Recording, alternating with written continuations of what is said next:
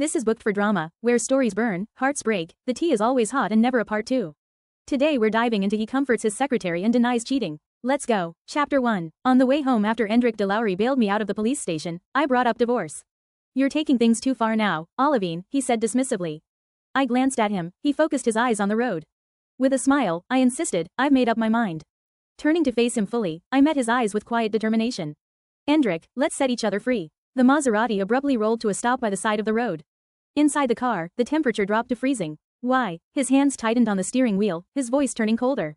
Give me a reason. What is it now? What nonsense are you stirring up again? One look at his eyes, and suddenly I found this whole thing utterly pointless.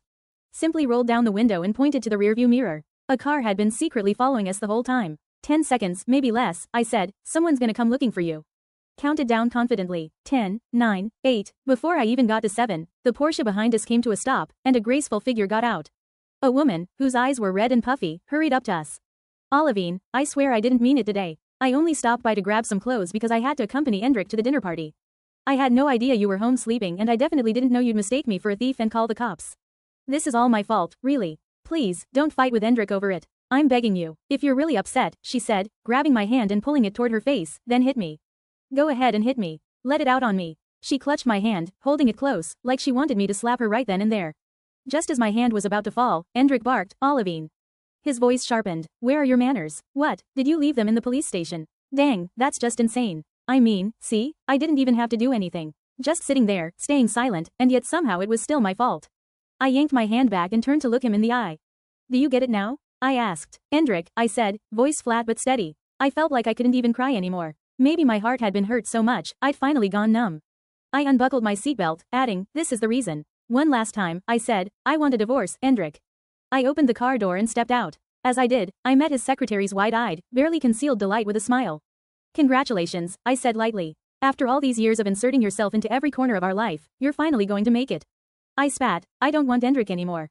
Then I turned to leave. But he bolted out of the car and grabbed my wrist. What the hell is wrong with you today, Olivine? Do you even realize that because you called the cops, I missed out on a billion-dollar project?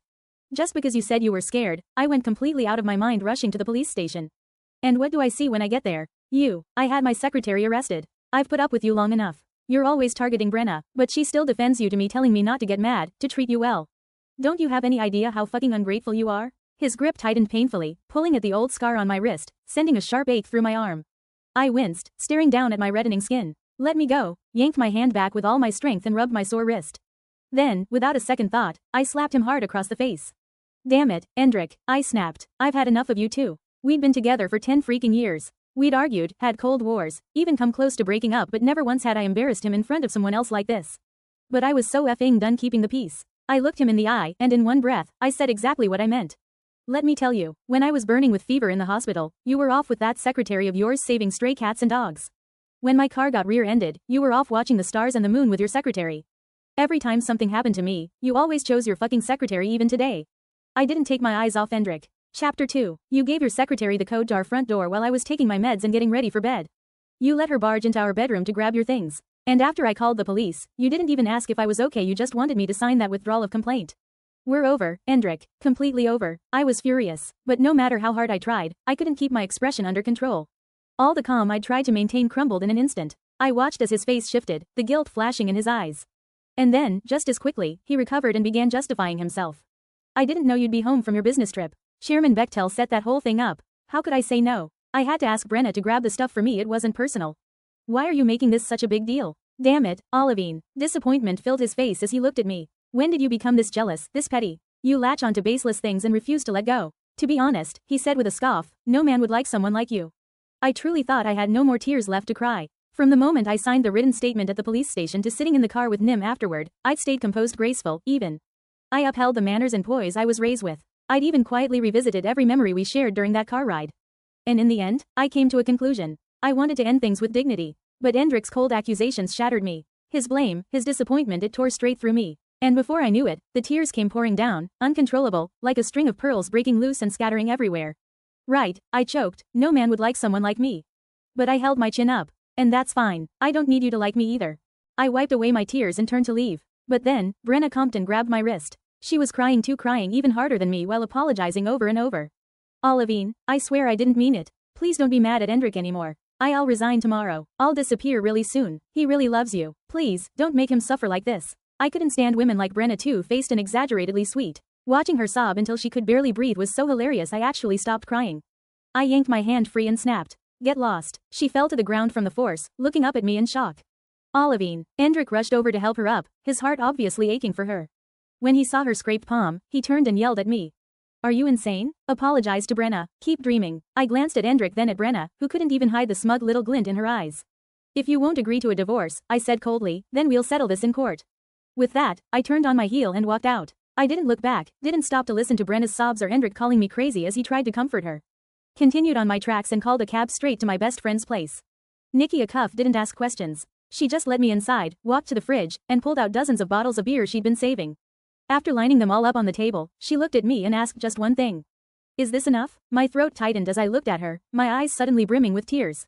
Seeing me like that, she opened her arms to me. Hug? She asked softly. That broke me. I collapsed into her arms, sobbing like a toddler. I cried until my voice cracked, until my body shook, until I was curled up on the bathroom floor throwing up, until the entire world felt like it was spinning. In the end, I told her what I wanted. I want a divorce. I cried desperately. I want a divorce. And then, I balled my hands into fists, cursing, I want Endrick to rot in hell. So what is the end of love, really? It's when two people who once swore to fight the world together turn their knives on each other instead desperate to see who can cut deeper. It's when you once longed to step into the grave of marriage and still dreamed that grave would bloom with flowers until you finally realize that even roses, in the end, will wither. Chapter 3. I stayed at my best friend's place for half a month. In those 2 weeks, I watched Brenna update her Facebook stories every single day, and in every post, there was a trace of Endrick. There's a moon in the sky, and I have my star.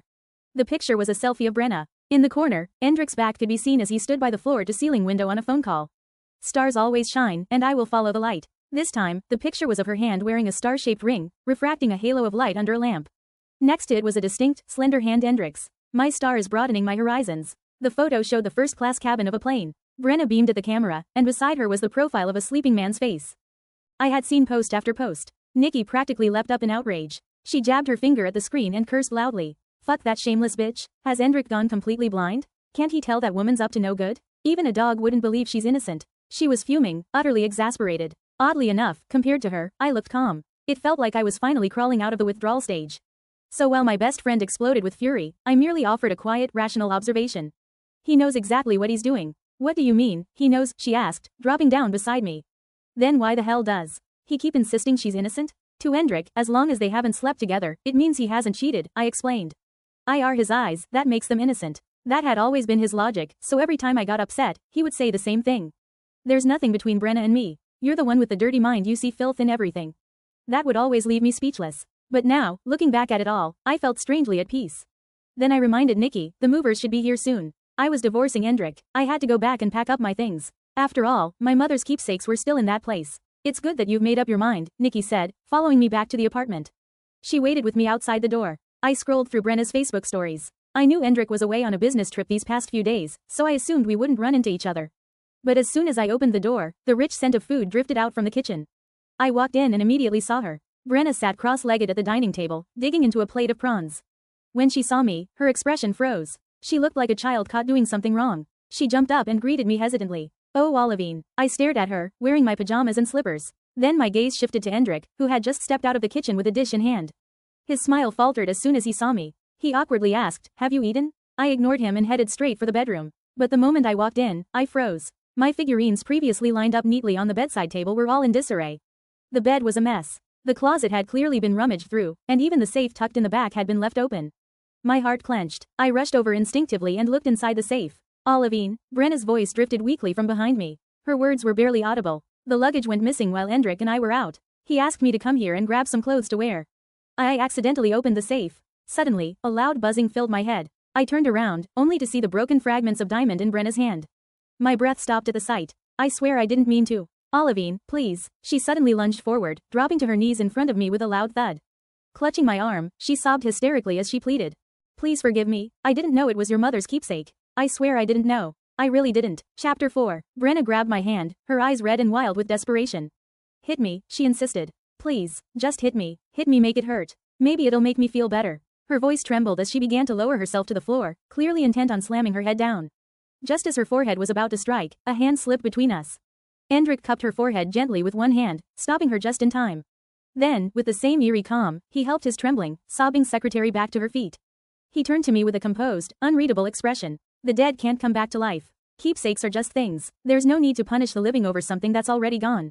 And Brenna already admits she made a mistake. His tone was detached, almost indifferent, like this was just something trivial. And somehow, I was left standing there, made to feel like the petty one. He moved in front of her protectively, shielding her with his body as if I were the one going too far. Just stop making things harder for her, he said, voice low but firm. She's already burden enough. I couldn't even respond. Not a single word left my mouth. Apparently, as long as Brenna played the pitiful victim, everything was my fault. From the time she stole my earrings, to the painting she took without asking. From when she shattered our wedding photo, to when she stormed into my home like she was the wife. And now, to this breaking the last thing my mother had left me. Through it all, Endrick only ever asked me to forgive her. He still wanted me to be the bigger person. My mind buzzed like static. My throat closed, and my fingers began to tremble with fury I could no longer contain. I turned my eyes toward Brenna, still sniffling, still weeping in Endrick's arms.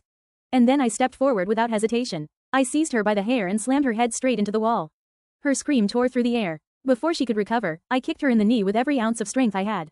This time, she crumpled to the floor, landing on her knees. Apologizing isn't done like that, I said coldly, my voice like steel. I drove my foot down hard onto her knee and yanked her head back by the hair before slamming her face into the floor. A loud crack echoed. Then her scream, raw and high-pitched, ripped through the room. Blood began to pool beneath her forehead, staining the floor red. I stood over her and said, loud and clear, that's how you apologize and admit you're wrong.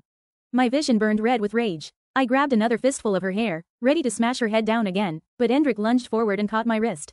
Let go, he barked. In your dreams, I snapped, teeth bared. He gripped my arm with both hands and began to forcefully pry my fingers off her scalp. I felt her skin tear under my nails, pain shooting up through my nerves like fire, but he didn't even blink. Don't take it too far, Olivine, he warned through gritted teeth. Too far? I stared at him and laughed from sheer rage. Do you know what separates a human from an animal, Endrick? I said, voice low and shaking with rage. Humans can reason. We know right from wrong. We're supposed to have morals. We're not supposed to act on emotion and blindly protect whoever we like. My voice rose. You've made your choice to protect Brenna? I shouted. Fine. I didn't care about the pain anymore. I didn't care that blood was now dripping freely from my fingertips. I forced my hand free and clawed it down Brenna's face. The nail snapped off, and with it the carefully curated, picture-perfect face that had filled her Facebook feed day after day was ruined.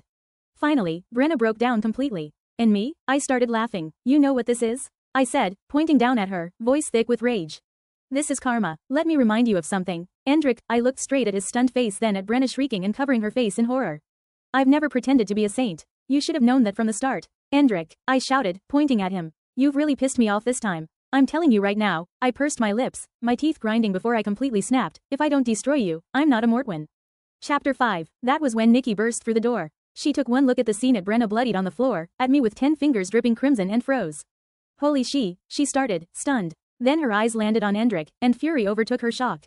You fucking monster, she yelled. She stormed up to him, raised her hand, and slapped him hard across the face. The sound rang out like a gunshot. The force of it seemed to knock something back into him. He stared at her, stunned, then looked at me, then to the moving company workers who had followed her in.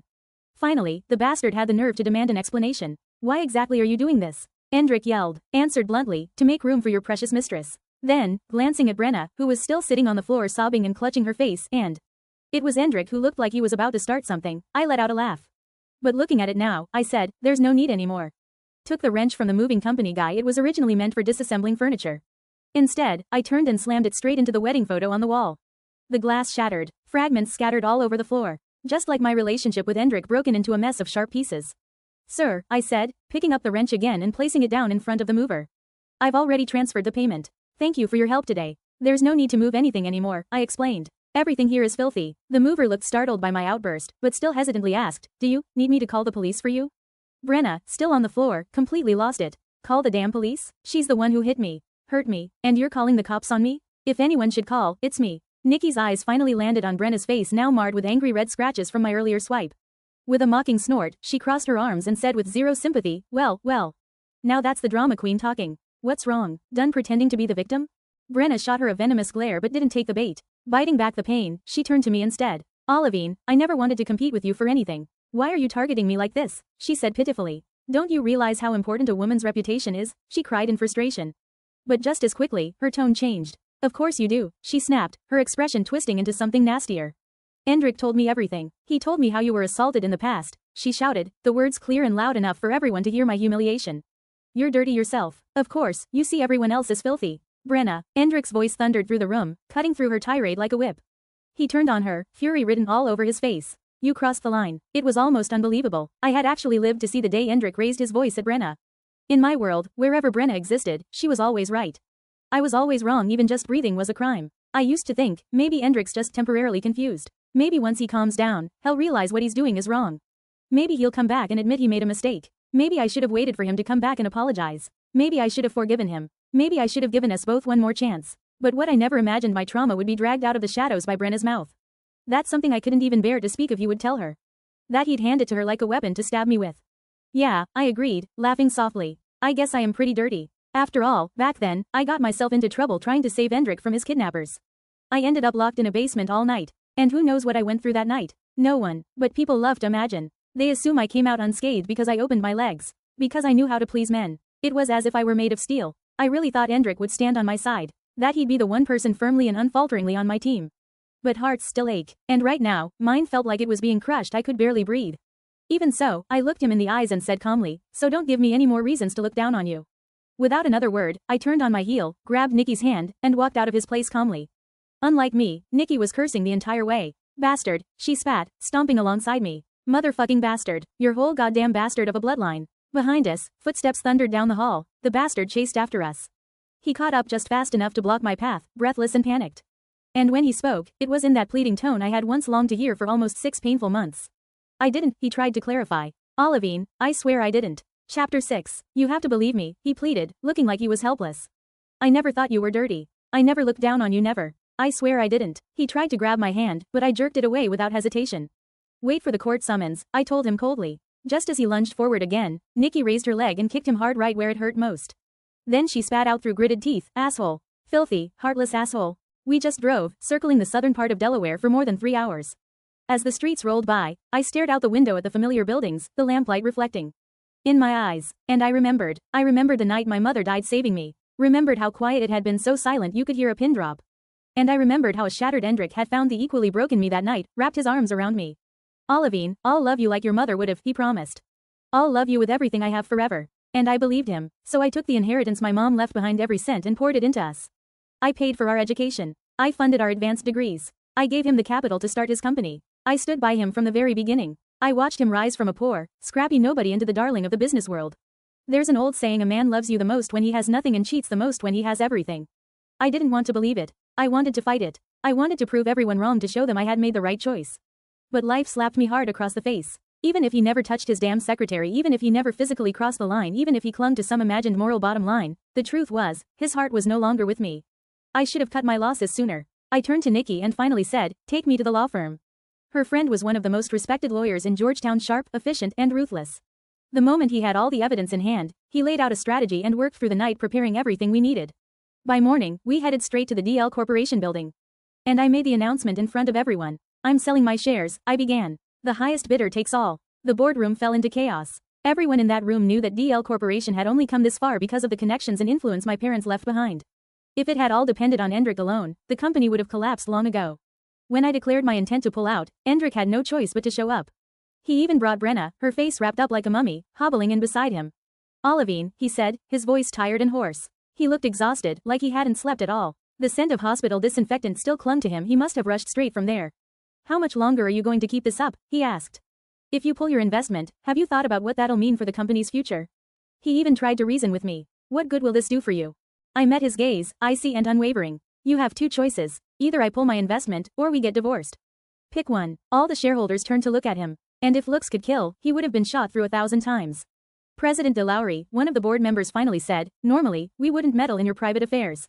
But now that this is affecting the company's future, we have no choice but to say something. We don't care what you do in your personal life. But don't drag us down with you. What on earth do you even see in that little secretary of yours? You better fix things with your wife before we all end up dragged down with you. Exactly, another chimed in. Honestly, I don't see a single thing about Brenna that's better than Olivine. Not one. Goodness, Endrick, you're blind, completely blind. Brenna's face was unreadable. After all, it was still wrapped in layers of gauze. Chapter 7. But it was obvious she was on the verge of tears. Her eyes had already gone red. To annoy her, I casually reminded her, careful, if you cry too much your face might fester. Then it'll be ruined. Her eyes widened in alarm. She clamped a hand over her mouth, too stunned to let the tears fall. I laughed, but true to form, she shifted back into her usual cloying act, her voice soft and syrupy through the bandages. Olivine, I've already submitted my resignation, she began, her voice muffled. Endrick said he didn't want to lose you. You've won. I've been pushed out, she continued. You don't need to keep playing the part anymore, she added, as if I were the one being unreasonable. I only came here to tell you this, she continued in that same fragile voice, painting me as the bully. Even though I'm this close to reporting you for intentional harm, I'm holding back for Endrick's sake. Don't go too far, she warned softly. Heaven is always watching. She even bothered to elaborate, if you keep hurting people who truly care, you'll be punished one day. She really had the nerve to lecture me about karma? I almost laughed out of sheer disbelief. But good upbringing kept my sarcasm at bay. Still, I couldn't ignore the way Endrick was looking at her, full of pity, then turning that same hase to me. I'm willing to come back to you, he said solemnly. From now on, if I have a secretary, it'll only be a male one. I won't speak a single unnecessary word to anyone you dislike. Will that finally satisfy you? Just like that, he made it sound like everything I'd done up to this point had been some desperate attempt to win him back. What gave him the nerve? At my side, Nikki, who had been silently fuming this entire time, finally snapped and spoke for. Oh, please, she scoffed, stepping forward with fire in her voice. If you're planning some dramatic comeback, why don't you start by fixing all the things you broke, like my best friend's dignity?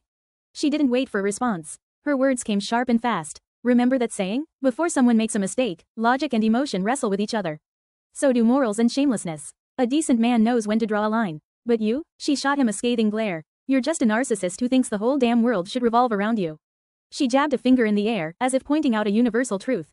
And we what? We're supposed to orbit you like satellites forever? She threw her hand out, dismissing him with finality. Get out of her life already. That did it. I couldn't hold it in anymore. Laughter burst out of me, raw, unfiltered, the kind that made your eyes water. Still grinning, I reached into my bag, pulled out the divorce papers, and slapped them down on the table. The sound echoed. Sign it, I said, flipping the document open. And if you don't, I glanced around the room, taking in the shareholders watching like vultures circling a dying animal. I'll dump my shares at rock-bottom prices. Endrick's jaw tightened. His voice was low, strained. Is there really no room for negotiation? I locked eyes with him, not an ounce of hesitation in me. I only give second chances to people. I tapped the papers once. Now sign it. My voice dropped, cold and final, before my patience runs out. And just like that, I got divorced. As I walked out of the conference room, I could still hear the old board members mocking. Endrick. Behind me, Brenna couldn't hold back her joy. Even if the whole world turns against you, I heard her say, I'll stand by you, Endrick. That promise triggered a memory. The words echoed in my head. Even if the whole world turns against you, I'll always stand by your side and fight the world for you. Endrick proved that the first time Endrick ever got into a fight. He was 18 then. It had started because someone spread the vilest rumors about me, calling me a cheap slut passed around by countless men, and him, a pathetic loser who picked up used goods. It wasn't that I didn't care. I did, but I pretended not to. Endrick, on the other hand, couldn't hold it in. He threw himself into a fight against 7 or 8 guys, all alone. They beat him half to death. It was me who took out what was left of my mother's inheritance to pay for his medical bills. To save his life, I sat outside the emergency room, watching the red light above the doors. I still remember sitting outside the emergency room, staring at the glowing red light above the doors. I had whispered the same desperate prayer over and over again. Please don't let him die. Don't let him die. I don't want anything else in this world. Just Endrick. He pulled through. Later, he confessed his feelings to me, and we became a couple. It felt so natural, like we were always meant to be. I thought it was fate. Back then, Nikki had warned me. Be careful, she said, serious for once. Men change when they become successful. But I had just smiled and shaken my head. Endrick is different, I swore. Now, years later, I sat in a bar with that same friend, the divorce papers finalized. I swirled the drink in my glass and laughed bitterly. There's no such thing as different, I told her. My dad's affairs should have been all the proof I needed, I added regretfully. But I still didn't learn. I still fell into the same trap. Dear. Chapter 8. Nikki threw an arm around my shoulders. People need to fall flat on their faces to remember what pain feels like. Without it, how can you ever learn to avoid it? Pain is how we grow. We were celebrating my return to single life, and more than that, I had finally secured all the assets that were rightfully mine. I split my shares into 10 parts and sold them off to 10 different shareholders. Just like that, Endrick no longer held sole power over the company. He now had 10 people standing against him in the boardroom. Surrounded and outmaneuvered, Endrick was losing his grip. But even so, whispers circulated that he and Brenna were slowly bringing their relationship out into the open. She still didn't have any formal status, but it didn't matter, everyone knew. When Endrick had hit rock bottom, it was Brenna who stayed by his side. Everyone believed I was the one who betrayed him. Brenna, on the other hand, had remained faithful. The entire DL Corporation had even started secretly calling her the lady boss. She was thriving, living a comfortable life. Even her Facebook had become more active, filled with the kind of posts that read like victory parades, smiling selfies, designer outfits, gourmet dinners. She looked like a general returning home from war, basking in her spoils. Nikki couldn't take it anymore. Fuming, she narrowed her eyes at the screen and turned to me. You're really just going to let them have their happy ever after? She asked in disbelief. I grinned. Of course not. Just then, I was staring at Brenna's latest post. Good food tastes better when shared with someone you love. Having that someone by your side is a 1 in a billion kind of luck. The accompanying photo showed the two of them on a boat. This time, Brenna wasn't posing solo. She held up a peace sign, smiling bright, and beside her also flashing a peace sign was Endrick. He had always hated being photographed. Now, the man, who once wouldn't budge an inch for one had now, again and again, stepped out of his comfort zone for another woman. If that wasn't mutual devotion, then what was? Casually gave the post a like. A second later, it disappeared. I chuckled under my breath, playfully nudging Nikki. Broke her defense, didn't I? Then came the 5th anniversary celebration of Endrick's company. Brenna showed up as his only female companion. It was clear Endrick was finally trying to give her a real place by his side. The whole event was meticulously planned, luxurious, refined, perfectly timed. But halfway through the night, things took a turn. Couriers began arriving one after another, each one asking for President DeLaury's signature. He was swamped. Guests started to gather, curiosity sparking in the room. What's with all these deliveries? One batch after another, it's like harvesting leeks in a field. Come on, President DeLaury, show us what's inside. Yeah, we're dying of curiosity here. What could it possibly be? Endrick shifted uncomfortably. There was probably a bad feeling twisting in his gut, but it was too late to stop the momentum. To make things harder, Brenna chimed in with the final push, smiling sweetly. Endrick, I want to see too. That did it. Under pressure from all sides and with Brenna watching, he gave in and opened one package on the spot. Every instinct screamed not to, but he had no choice. Then, the photos spilled out shot after shot. It was Brenna dining by candlelight with the CEO of a rival company, locked in a passionate kiss in front of a hotel, laughing sweetly and holding hands as they walked down the street. Endrick's hands froze midair while Brenna's eyes widened in horror. Holy shit, that's wild, someone whispered. I heard being a mistress was her full-time gig. Thought President DeLaury knew. Guess someone finally got tired of watching him get played. On a night like this? Damn, that's brutal. How's he supposed to face anyone in the industry after this? He got cheated on and still took her back? What a pathetic CEO. I bet everyone's gonna be talking about this for weeks. Endrick's expression darkened by the second. Brenna, on the other hand, was losing all color. Side by side, they looked like a black and white horror, still two protagonists in a tragedy neither of them saw coming. Still stunned, Endrick opened another package. Inside was a video recording, no visuals, but that didn't make it any less explosive. It was Brenna's voice. Chapter 9. Brenna's voice came out calculating from the voice recording. I already have Endrick's trust. As long as we can stir up conflict between him and Olivine, it's only a matter of time before we get the entire DL Corporation. And when that happens, she added, her tone turning smug, I'll make sure my mom accepts you. Then we'll get married. Brenna's voice excited, vicious, cut like a blade. It was so sharp and cruel I bet it hit Endrick straight in the heart. Soon, she finished with a soft laugh, we'll get married. Her own voice exposed the truth. Endrick had never talked much about his past, but I'd pieced it together over the years. He'd been abandoned at the gates of an orphanage when he was just a child. He was an unwanted baby. At 7, he was adopted, and for a short while, he thought maybe just maybe he'd finally found a real family. But instead, he got something worse. The couple who took him in only wanted a servant for their own son. He used to go to bed hungry, and winters were the worst. And that if his so-called brother ever so much as frowned, Endrick would get beaten for it. In an unexpected turn of events, his adoptive parents, fatigued from long hours of driving their delivery truck, got into an accident. They died instantly. His so-called younger brother, too. And Endrick? He didn't cry, not even a little. There was no grief, just an odd sense of relief and freedom. In fact, he even smiled during the funeral. Laughed, while standing beside the coffins. People called him ungrateful, a soulless bastard. He stopped believing in humanity altogether until he met me. Back then, I was still a girl, loved and cherished by my mother. I came close to him, gently, bringing warmth into his cold world. I gave him hope that love might still exist. Not long after, he decided he wanted to be with me for real. But then, things started to shift. Someone believed Endrick had inherited a huge sum from his adoptive parents. Greedy enough to try kidnapping him. I was the one who saved him. I was the one who was taken in his place. I went through an entire night of hell. And the next morning, I still smiled at him and said, it's okay. That moment marked him. He didn't say it out loud, but I could tell. He made a vow he would protect me, he would love me forever. He called me his one true love. His soulmate. His perfect other half. But now he stood at the party hall, staring at Brenna, watching as her carefully built mask crumbled. And at that moment, he looked wrecked, like something had finally clicked into place, like all those moments I broke down in front of him came rushing back. My desperate tears as I begged him to remember his promises. The way I collapsed after every fight and asked him, Endrick, do you still love me? And for the first time now he finally understood what that pain felt like. It looked like he was barely holding himself up. The realization hit him too late. He almost collapsed right there in front of everyone. Has President DeLaury lost his mind or something? Why is he just sitting on the floor like that? Did he go insane? People thought he'd gone mad over Brenna. That he was so in love with her, the betrayal brought him. But that wasn't it. He knew who had exposed Brenna's manipulations and agenda. The evidence, the timing, the message underneath it all. It was me. We used to walk side by side, our lives running parallel until I turned a corner and didn't look back. And by the time he realized it and tried to turn back, I was already gone. They said he completely lost it. He tossed everything aside and left the party like a madman. I wasn't really curious what he looked like at that moment. I didn't need to see the truth for myself. But my best friend? She enjoyed hearing the rumors. She couldn't help herself. Clicking her tongue, she swore under her breath. That bitch really hit him where it hurt. Can you believe he actually ran off like a coward? Everyone saying Endrik was head over heels for Brenna. She rolled her eyes. God, how can one be this pathetic? When I didn't respond, she turned to me with a scowl. Olivine. And then, she froze. Apparently, Endrik was standing right in front of us. He was still wearing the same formal suit from earlier, but all the sharp arrogance he'd once had was gone. His face was pale, almost sickly. He took a slow step forward, and his eyes were red. Olivine, men weren't supposed to cry. Endrik never did, not really. In all our years together, I'd only seen him cry twice. Once when I came back after being kidnapped. The other, at my mother's funeral. This was the third time. He looked like a boy who'd lost everything, shaking, sobbing in front of me. I was wrong, he choked out. I think, I really messed up. I lost you. Baby, I messed up. Chapter 10. I never loved Brenna. I was just angry at you. I didn't believe you were really going to divorce me. Even after you sold your shares, I still didn't believe it, Endrik explained. I thought you were just really upset. I got close to Brenna on purpose to make you regret it, to make you beg me to come back. But I forgot, his voice cracked. I forgot that back then, I was the one begging you to love me. His eyes were pleading as he whispered my name. Olivine. He was proud his entire life. Now, he broke that pride into pieces with his own hands.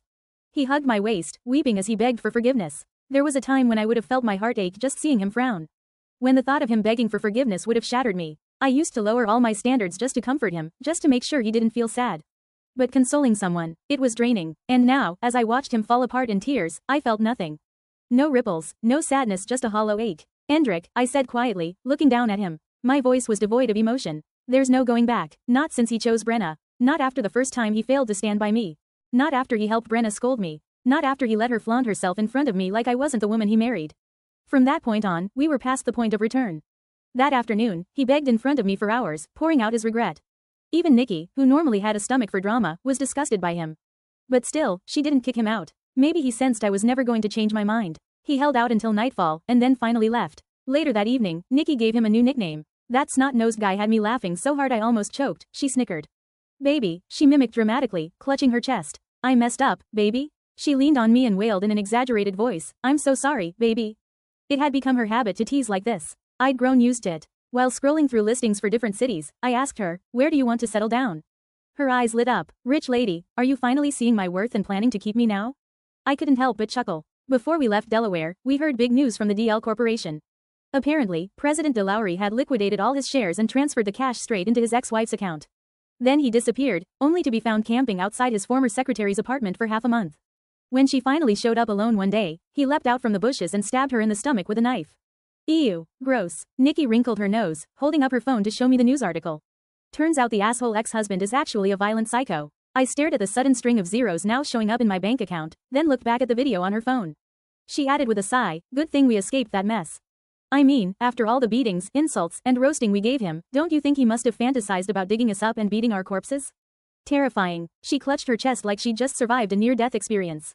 At least we kept our lives intact. Just then, a scheduled text popped up on my phone. It was from Endrik. Olivine, if it weren't for you, I would have died that night.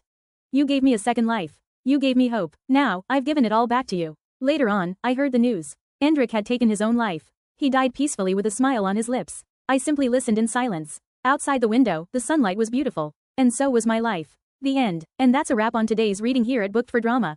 If you felt anything, rage, swoon, secondhand heartbreak, let me know in the comments. Don't forget to like, subscribe, and share with your fellow drama lovers. If you have any requests, drop them in the comments. Until next time, keep reading, and keep the drama on the page.